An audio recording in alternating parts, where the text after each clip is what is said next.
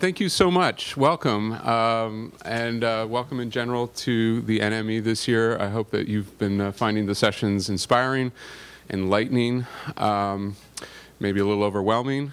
Maybe we'll try to do all three today with MediaThread.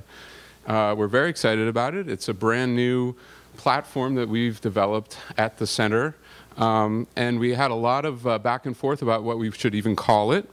And MediaThread was the consensus after a long time. And it's a little bit of an odd name, but in fact, it is a platform that allows students to thread multimedia together in response to discussions, assignments, for the purposes of writing essays or other analytic projects. And also, MediaThread defines threads within a class in a way that I hope to give you an idea of. As a class that is using MediaThread discovers common points of interest based on common use of objects and collaborative working on projects. So MediaThread is brand spanking new, and I just emphasize that in case there's any quirk that happens as I try to manipulate everything today. But in a larger sense, it's nothing new for the center. It is the latest twist and turn on a long-standing interest that the center has had of supporting hands-on use of high-quality multimedia materials in classrooms here at Columbia, modeling that for people outside of Columbia. We've long been trained on the project of developing ways to look closely at digital objects and manipulate them for analytic purposes. We've long built tools that allow students to organize objects for assignments, that allow them to tag them, annotate them, allow them to get their hands on digital objects and clip or edit them. And we've long built projects that are very much learning environments defined by the activities of students as they go about doing these things. Now, if you've been to some of CCNMTL's presentations over the years, you may well have been presented with this spiral. Here it is again. It really is the way that we work. We work according to a sort of an iterative process that we call design research, where we start off with a curricular context for the work that we need to do. We try to figure out what the learning need is, how it could be improved, what the challenges are, and what technology could do to help overcome some of those challenges. We draw out some hypotheses about what would work, and then we design a tool, or in this case, a whole platform. We put it into the class, we implement it, we see how it goes. We learn what worked, we learn what didn't work so well, and we start again, and we're quite iterative. So though this usually applies within the context of a specific project, the larger project that I just described that the center has had of really engaging students with digital materials has been around this cycle many times. And what I'm going to show you today, MediaThread, is really the latest chapter in a long story that began at least with our image annotation tool, has involved Vital, which many of you who were here for the Project Rebirth session saw in action, which coursed through Project Vietnam, which I'll describe a little bit, and is now MediaThread. It's not to say MediaThread has taken the place of any of these other tools, but it is standing on their shoulders and using components of them that I think you will recognize. So the IAT, for example, allows students to make image collections, to organize them, and then to make targeted annotations on top of images. It's in use largely uptown at the medical center, as you see that tooth being annotated there. Students are also able to draw shapes on top of images, and we've had this tool for quite some time. Vital, in case you did not see this in action during the Rebirth presentation, and in case you have not seen this tool before, I'll just describe a little bit of it. Vital is an environment that allows for a dedicated collection of videos for a class to be assembled, usually under the guidance of an instructor who is telling us what videos to queue up in a Vital library. The instructor is then able to correlate assignments that she writes that invoke the videos that have been gathered for the students. Students are able to open up these videos and make small clips of them, in other words, further subselections of them, in order to respond to the assignments from their instructors. The clips that students make in Vital collect in their own personal organization space. And then when a student is writing an essay or a longer analytic piece in Vital, responding to an assignment, he is able to look through the clips that he has made, collected for this purpose, and drop them into an essay, in a sense quoting video like you might quote printed text. Vital has been alive here at Columbia for over 5 years. It is used in hundreds of classes. It is driving students in many different fields, ranging from social work to oral history, to film studies, to dance, teachers' college, all over, driving them to look very closely at video, because you can't do this quickly. You can't make clips in response to an assigned prompt quickly. You've got to look very closely at the video. You have to make decisions. You have to note to yourself why you're making that selection. You've got to be strategic. You collect your clips, and then you incorporate them, you weave them into an unfolding argument. This has been a powerful model for us here at Columbia. It's probably because of Vital that when WGBH in Boston, the public television station, was given a large IMLS grant to digitize all production materials that were generated for a documentary that they made in the early 1980s called Vietnam, A Television War. It's a documentary that is about 14 hours long. It runs even now from time to time on public television. It's a powerful documentary made when memories of the war were fresh, with voices, interviews from people on all sides of the conflict, on all levels of the conflict. But the documentary, as so many, was rotting away. The components of the documentary were rotting away. The film that was not used in the television production was trapped. And what IMLS did for WGBH is they gave them the money to go rescue this priceless material with wonderful testimony and bring them out into the light of day, digitize them, and put them into a digital library where they are openly available to the public. Our role in this project was to help define curricular use of this material. So since WGBH knew that we had such traction in the challenge of looking deeply at a video library, and this is a library that is hundreds of hours of interviews and a good deal of stock footage, they knew that we had the tools to help classes look and work very closely with this material. So we are partners with them on this grant. But when we started to try to connect Vital with the digital library that WGBH had built, we ran into a host of interesting difficulties. The difficulties ranged from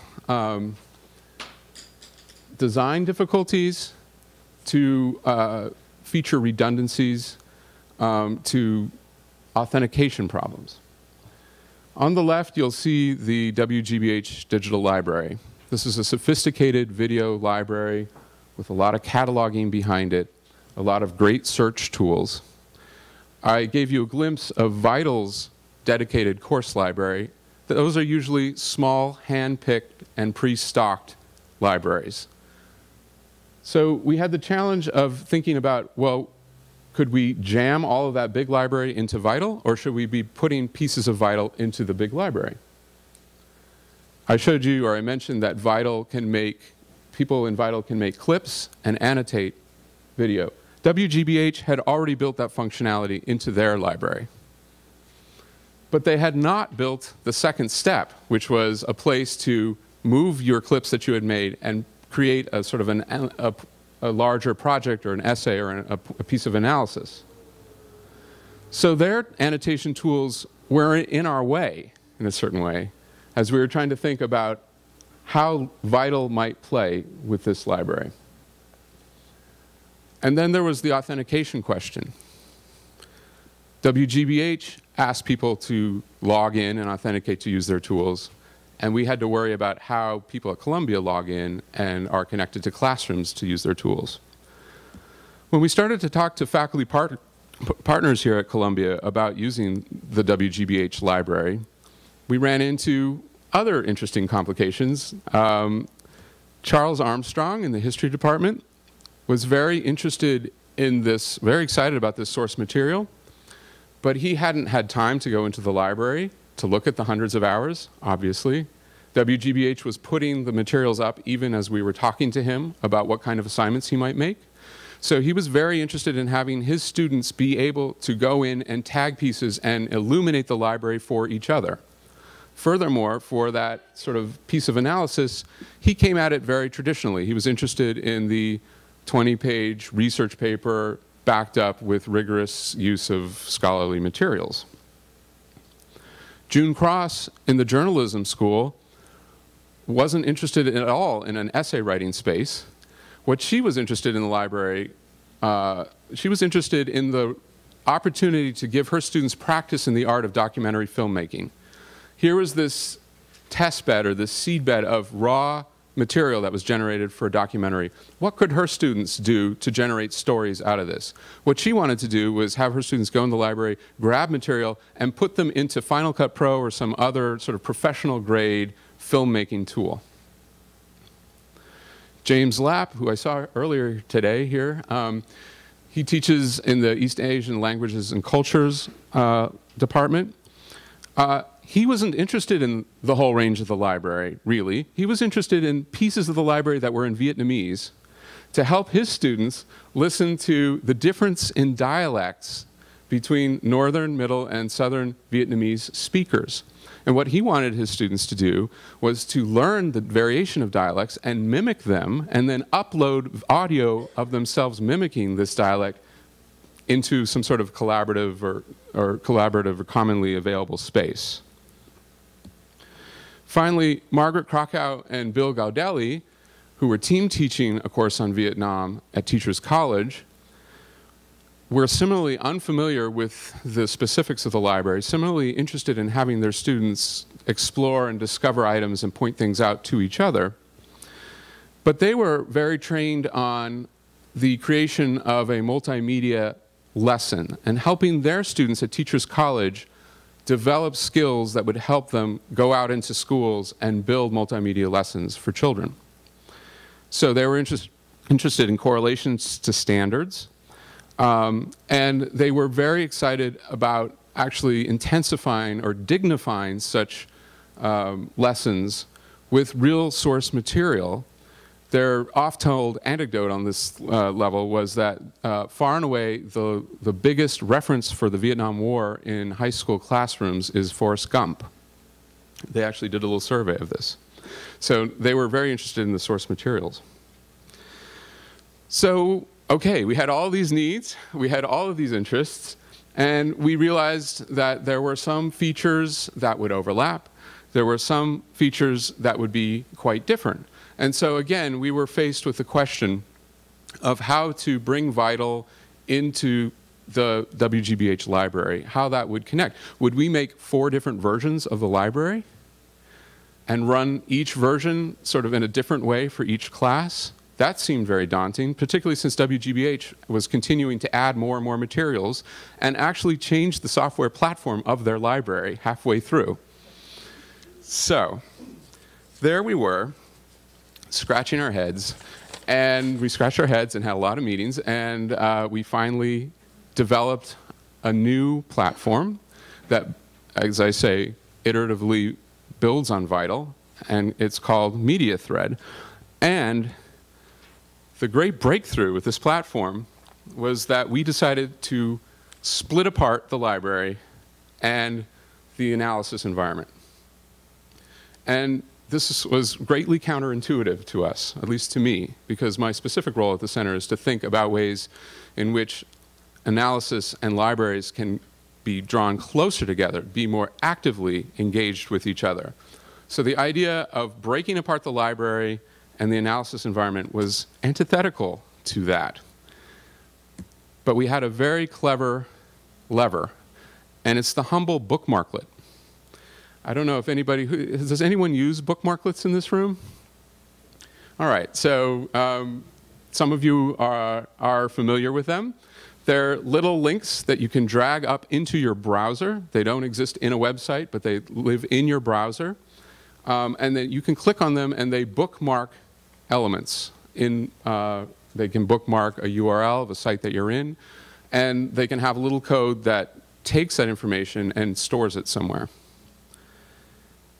And at this moment, I really do need to call out Skylar Duveen, the lead developer of MediaThread, for this very elegant and clever solution that has really made a profound difference in the way that our analysis tools and libraries can work together.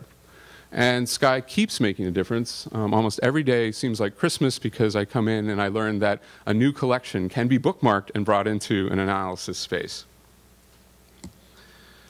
So with MediaThread, we are able to open up our media analysis to a range of collections. We are no longer having to hand stock a course website in order for students to work with video or images. We are able to work with a range of collections, and we're able to work with a range of formats. And I'll try to give you a little idea of that. And we're also able to much more easily open up media analysis to group interaction. We are able, a class is a sort of a forced community. And now we can bring media in a very lightweight and simple way into a communal space and encourage people in that space to connect with each other based on the objects that they are studying in common, or to work in groups and to group up in ways that would be difficult to run in a general library. So that's a lot of talk, and now I'm going to attempt a little demonstration of MediaThread to give you some idea of how this works. What I'm going to do is I'm going to pretend like I am a student in this Teachers College version of MediaThread, where Project Vietnam ended up. And I'm going to pretend like I'm doing a little project. Now, what I'm going to be doing is in some ways antithetical to what this technology is supposed to be doing. In other words, I'm going to be doing something very quick and superficial. I'm going to be not serious. I'm going to be dancing on source material that can be very upsetting. So after I do this, we'll look at what students have really done in this class and then in a few others. Now, I'm on the home page of this class, and this home page is really not going to make a lot of sense to you until I do some activity. So I'm going to skip right over to the first thing that a student would do when she first comes into MediaThread and has to do a project. In my case, I'm going to do a project on helicopters in the Vietnam War. Helicopter war, lots of interesting use of helicopters. So the instructor of a MediaThread class is able to line up collections that work with MediaThread, are compatible with MediaThread, that are appropriate to the class. So in this case, the instructors, Margaret Krakow and Bill Gaudelli, have chosen Artstore, which is a database that the library subscribes to here at Columbia. They have chosen, they had clips of their own that they wanted to bring into the mix. They had captured lectures, and they also had pieces of Hollywood films that they had digitized, and they wanted their students to work into their lessons as well. Of course, the WGBH collection, which is now known as Open Vault, was part of the reading list, if you will. And they were also interested in having their students be able to range out onto the open web and use things out there like YouTube. All right, so in this class, these are the collections that are queued up in MediaThread. And in order to use any of them, I first have to install my bookmarklet. It's not going to take me long. All I do is I click on it, and I drag it up into my bookmarklet bar, my bookmarks bar. Now I've got this little bookmarklet. I don't know if you can see it in the back. It just says Analyze with MediaThread. It's in my browser. I didn't have to install anything. I didn't have to restart anything. I just dragged something up there, and now I'm ready to go. Now I'm ready to enter into a digital library. So here I am in the WGBH collection. And I'm not going to use any of their wonderful faceted searching and browsing tools. I'm just going to do a keyword search for helicopter.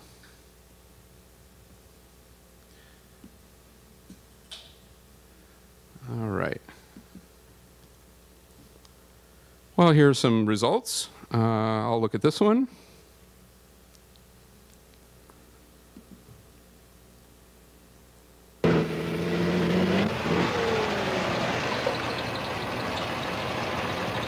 All right, that looks good. I'm going to use this in my project.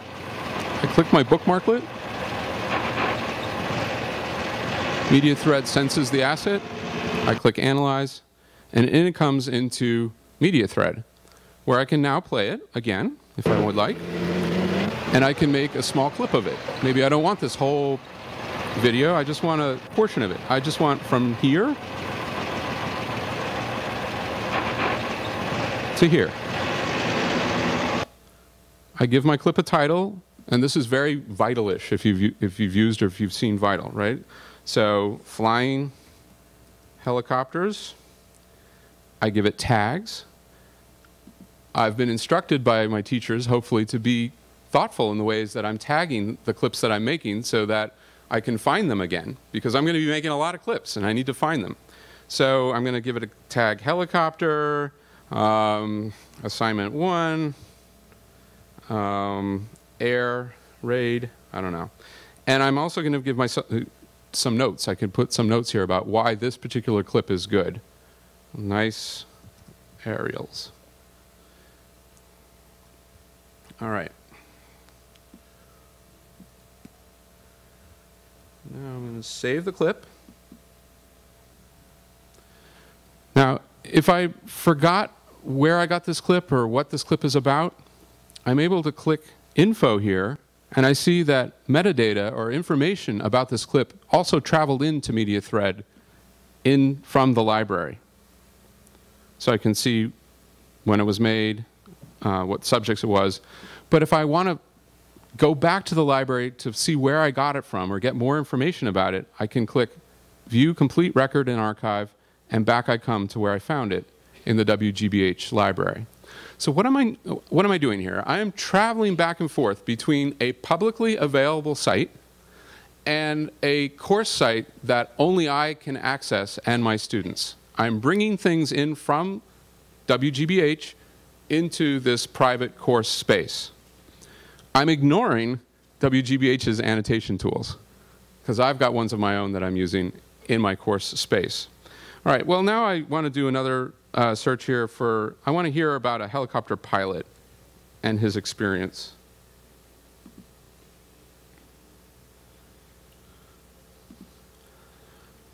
One really nice thing about this library is that WGBH has done transcripts of all of their interviews, and these are searchable. This is work that is hard work and was labor intensive, and we were very glad not to have to do, but be able to provide to students. So I want to find out when this man talks about helicopters.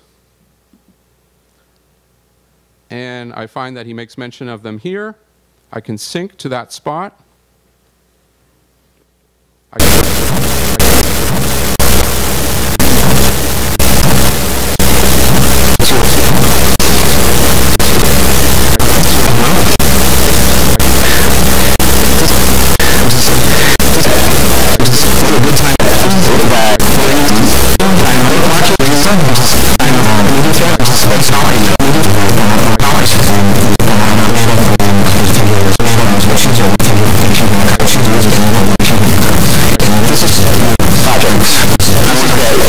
click for my project, click for the show into the analyze of music, analyze of pound, analyze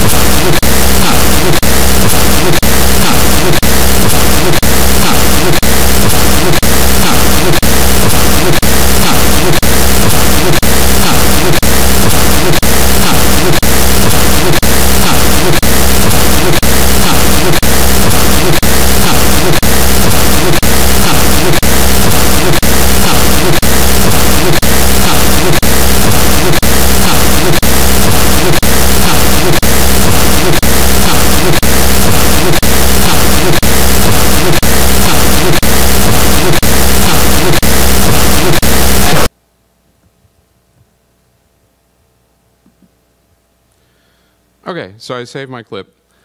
And finally, I noticed that there is an image collection here, Artstore. Huh.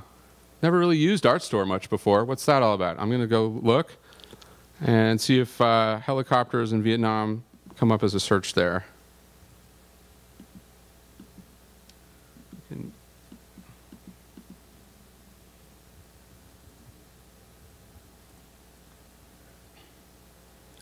Oh, I see some images here. I'm just going to click on one to see what it's all about.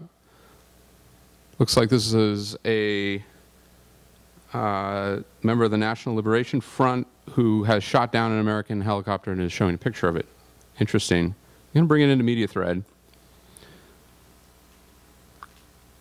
In it comes, again in my familiar analysis space, but now with some tools from Artstore that allow me to zoom in and move around.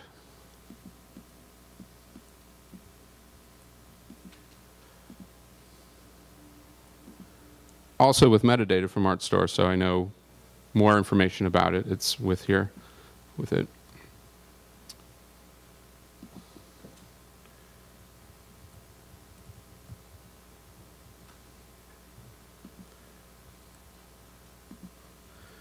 Okay, so I've made a bunch of clips. I'm ready to write my project.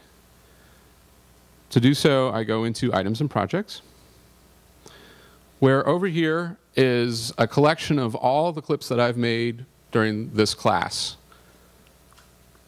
Now, these are all my saved items. I can filter them, so because I have a lot here, you know, I'm using this course, I'm using this over the long course, so I can filter them by tags that I made today, or clips that I made today, or yesterday, or within the last week, or I can filter them by tag. So I can call up all the clips that I just made that were tagged helicopters. When I'm ready to create a new project, I give it a title. I write my analysis or my introduction, let's say.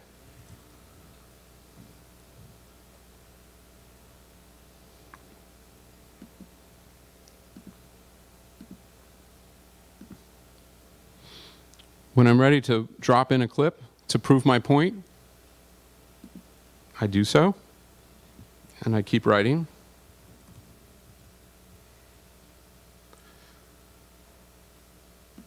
Again, I'm just showing you the functionality. If I want to refresh my memory about what any of these clips are, I can look at them right in the editing space.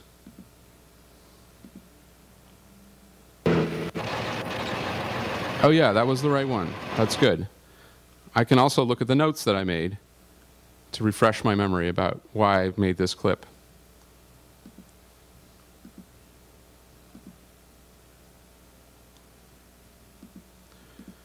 All right, that's good. Well, I want to save it. I'm not ready to share it with anybody yet. I can save it as a draft. I can also work on a group project. So if I am working with somebody else in the class, here are all the people in the class. Devin and I are working on this project together. I can add Devin just like that. Now when I save it, Devin can see it as well. So Devin and I both belong to this project. When Devin comes to this page, Devin will see, I think it's his own items that he has collected, but he will see the exact same workspace that I see, and he can move in objects into this workspace as well.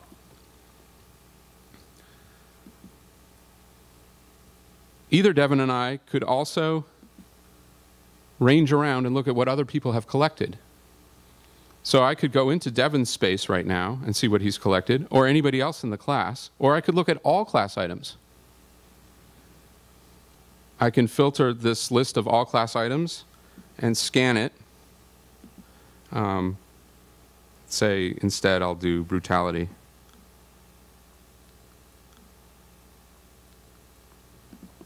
And I could move this in and incorporate it into my project. The point here is that students are able to look in each other's workspaces in MediaThread. They're able to poke around. I can protect my projects. I don't have to share my projects until I'm ready to, but the clips that I have made, the tags that I have used, the annotations that I have done are all accessible to anybody else in the class. This was in response to our faculty members, our partners, saying that they wanted students to help each other find things. And so this was a way to respond to that. When I'm done with my project, I can save it in a variety of ways.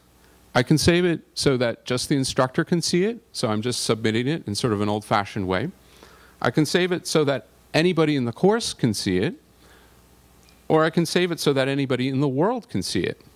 If I do that, MediaThread generates a little URL that I'm able to email to my mom to tell her, to show her my great new project that I've built in MediaThread. Now, if mom is not on the Columbia network or not in an institution that has access to the protected elements here, she won't be able to see them. But she'll be able to see that YouTube clip. She'll be able to see the open vault materials from WGBH. She'll be able to see anything that I've used that is publicly accessible. My roommate, who's not a member of the class, will be able to see everything that I've used because my roommate has the same authentication, is using it on the network here at Columbia. All right, now back to the home page. Might make a little bit more sense now that you've seen me do some work here. On the home page, we have an instructor's focus box. This is a place where an instructor, if an instructor builds a project and publishes it for the class, it shows up here. This is a way for an instructor to quickly put up a syllabus, put up a model assignment, put up some directions, and publish it using the same tools that students are using to respond to assignments. Over here, I've got a list of the top tags that are being used in the class, another way to sort of foster that group discovery. So if I clicked one of them, I would go back into items and projects, and it would be filtered by, let's say, women. And I'd be able to see all the resources that everybody in the class has tagged women. Under that, is a little feed called Updates to My Items. We think of this as something like a Facebook feed. These are updates to things that are in my network, if you will. So if I have brought a video in to the analysis space and I've worked with it and I've saved it, and then somebody else does work with the same video, I get alerted in this feed. Somebody else is working on you have a piece of media in common. This is to encourage students to discover each other's work collaterally in a MediaThread class. Likewise, if I belong to a project with somebody else, Devin and I are sharing a project, if he goes into the project and makes changes, this feed lets me know that as well. So it's a way for me to sort of track what's going on with things that I am invested in MediaThread. If I have media in here, if somebody else is using it, I'll know about it. Similarly, if a project is being used, I'll know about it. Now, in this particular class, the instructors opted to use another component of MediaThread, class discussions. This is optional. Only an instructor can create a discussion.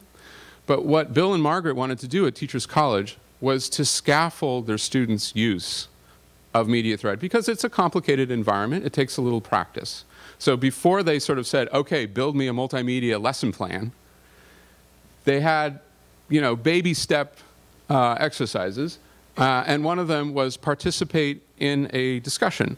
So if I'm participating in a discussion about the fall of Saigon, for example, it's the same idea. The discussion thread is here. I can respond to what Rachel is saying here.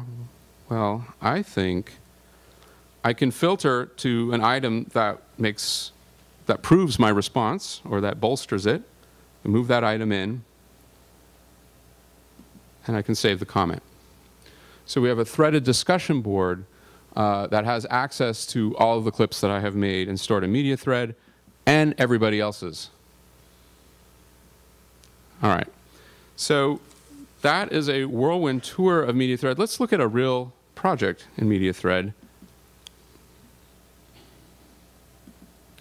I'm going to go look at Ashley, because she always says some really smart things in class. I kind of want to know what she's collecting, and I want to know what her lesson plan is. She's published it so that anybody in the class can see it. I'm going to look at it. Okay, it looks like it's a lesson plan about the experience of women in the Vietnam War. She's imagining that it's pitched at the 10th grade level, and that'll take 90 minutes. She's defined an essential question. She's defined learning standards and objectives, very traditional. And now she has activities that these 10th graders will do, and they include looking at pictures of women during the Vietnam War,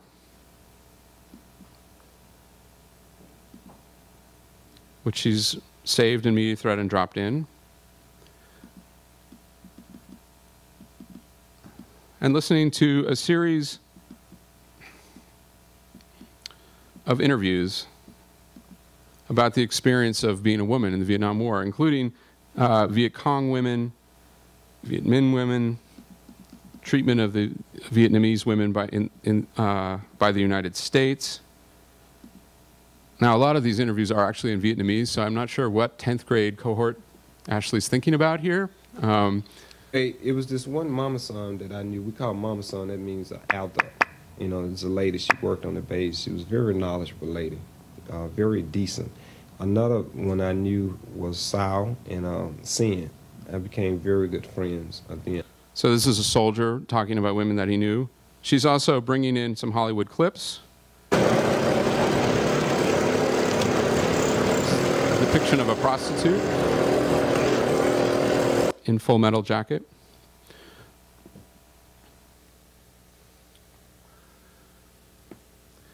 Okay, so that was the multimedia lesson plan as it has been developing at Teachers College with MediaThread. Again, our partners were Margaret Krakow and Bill Gaudelli, and the educational technologist from CCNMTL that has been working with them is Maria Ginelli. I'm not sure if Maria's in the room. Oh, there you are, Maria. Hi. And she's been helping Margaret and Bill apply this technology to their course. And Margaret and Bill have had some nice things to say about the way it's been going. I feel very self-conscious putting up a lot of text after Michael Senemo's presentation about PowerPoint, so I won't read all of this. But I will just point out that Bill is celebrating MediaThread's ability to send kids out into what he calls an open context that allows them to explore digital materials that he himself has not looked at yet, and to actually have an input and to shape the class. And Margaret Krakow is focused on how she was able to build scaffolding exercises in MediaThread. So she was able to have students do little projects like go find a piece of media, bring it in, clip and tag it, and then, okay, now participate in a discussion that uses what you found, and then, okay, now build a lesson plan that is informed by the media that you're finding online. Okay, I'm going to look at another pioneering class using MediaThread this fall. And I should say, we've had beta classes using MediaThread, although this is the first sort of official display and rollout of it at Columbia. This is a class that has been taught by Gray Tuttle in the past and is currently being taught by Annabella Pitkin in the East Asian Languages and Cultures Department, called Engaging Digital Tibet. The educational technologist that has been working with them is Tucker Harding. I see him standing there in the back. Tucker has been working with Gray and Annabella for some time, way before MediaThread, in order to help them develop an assignment called the object biography.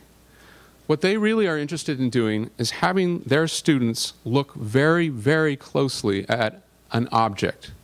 This is a class that is focused on material history in Tibet. So what students do is they go in and at the beginning of the semester they claim an object. It's their object. They're going to look deeply at this object throughout the semester, and their culminating paper is going to be what they call an object biography.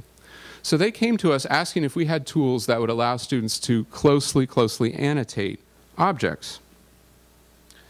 So if you'll bear with me, I'm going to switch into their course.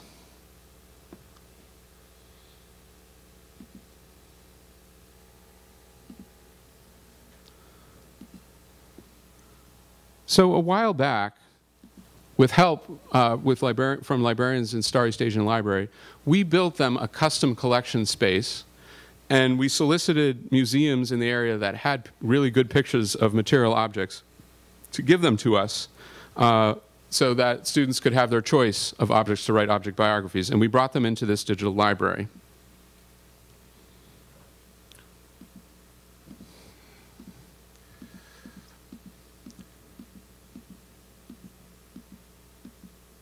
We worked out the tiling and the mechanics of being able to load an image quickly, but a rich image that you could really scroll up and see detail here. This skull figure that I didn't even notice here. In an earlier version of this project, we also built annotation tools like the image annotation tool that I showed you, where a student could just plop a point right on that skull and write a little paragraph about it. Like, notice how this skull is shaped this way, notice the holes in the ear. But after experimenting with that, that was exciting to these instructors, but they really wanted these annotations, these anchored, targeted, close annotations, to be folded into an analytic framework. Luckily, we had MediaThread up and running. We could do that. So I can bring this object into MediaThread, where I can, again, come up very closely to it. I can draw on it to point out something.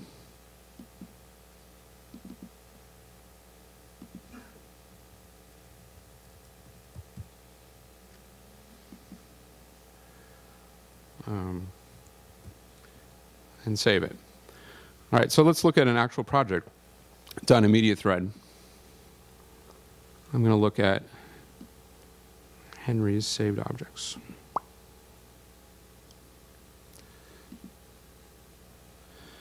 Here Henry is writing about a dance apron. This is his object. He's claimed it. He's all over it. He's going to annotate it, and he's dropping those annotations into an object biography. He's pointing out places, details, He's comparing it to other similar objects in the library.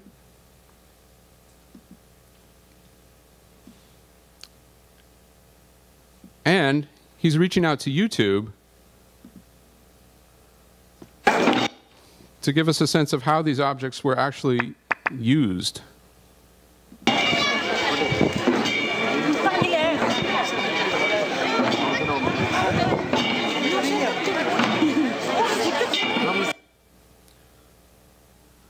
So that's the object biography as it now exists in MediaThread, allowing for that close-up targeted annotation, but also allowing for context around that, those annotations. And Annabella gave us these reactions to how it went last semester.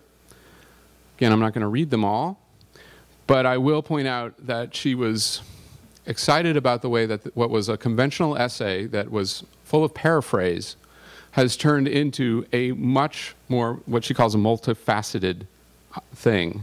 And she says that it allows her students to think visually and spatially and to think about how the objects that they're analyzing closely fit into the culture. She also feels like the ability for students to bring in items and to make connections that she didn't necessarily think about was a way for the students to learn new things for themselves. And she says that it spurred her creativity as well as student creativity. Okay, the last real-life example that I'm going to show you is up at the medical center. Alfredo Morabia teaches a course called The History of Epidemiology in the School of Public Health. And his interest in MediaThread was in helping to, having it help him redefine what it meant to present epidemiology. He didn't want his students to read a succession of scientific papers or a textbook. He wanted them to gain a deeper appreciation for the cultural narrative, the representations of these epidemics as they happen, to get a historical sense of the epidemics and to connect that historical sense to the science. So the way that he's using MediaThread, and he's doing it right now, I mean, even as we speak, I think he teaches on Friday, he has his students go out onto the open web as well as into a collection that he has built and find cultural representations, tag them in such a way that they can, in class, all look at what everybody has brought in for that day. They can have a discussion about which objects are best representative of certain historical realities or conceptions. And in that way, students are able to sort of like cue up the conversation. So let's go into their MediaThread class.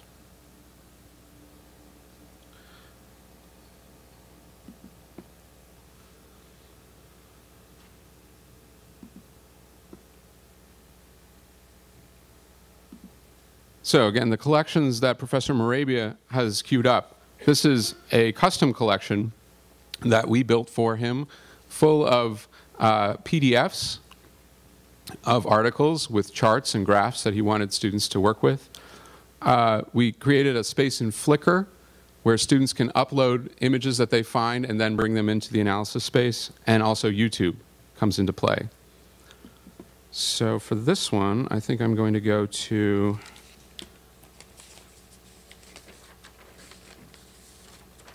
Paula, who's going to tell me a little about scurvy.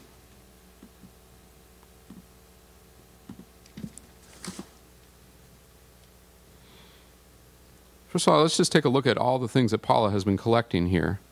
It's an interesting range. Statistical charts and graphs, illustrations, images,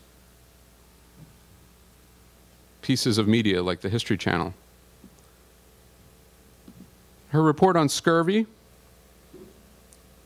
talks about the various conceptions of scurvy before it was linked to vitamin C, or before remedying scurvy was linked to vitamin C.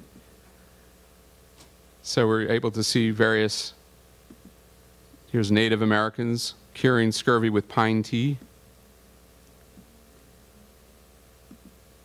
This is a theory published in 1914 that humidity and blocked perspiration caused scurvy.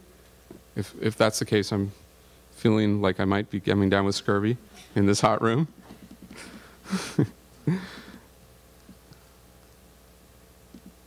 This was an experiment conducted by some person named Lind, where he brought a number of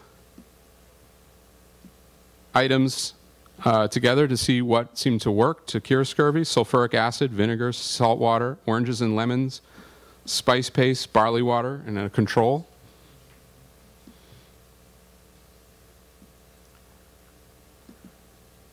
And finally, this is a picture of the Battle of Trafalgar, which she talks about the British winning in large part because they had figured out that scurvy was connected to lemons, or could be combated by lemons. In any case, here's an example of an epidemiology class really engaging in history and sifting through historical representations in order to get a deeper understanding of an epidemic. It's one thing to say, you know, it's one thing to connect scurvy with vitamin C. It's another to really understand the narrative of how that was discovered. Professor Morabia, he's from Europe, so he gets to say things like this. American students feel like the past is a black hole. By searching and annotating documents expressing how it was like to live in other centuries, students acquire context. He likes that MediaThread gives them that sort of historical context, but allows them to work in what he feels is their preferred information gathering space, the web. We also have other professors here at Columbia who have been beta testers of MediaThread. They're at TC. ELAC is a strong user, I think thanks in large part to Tucker.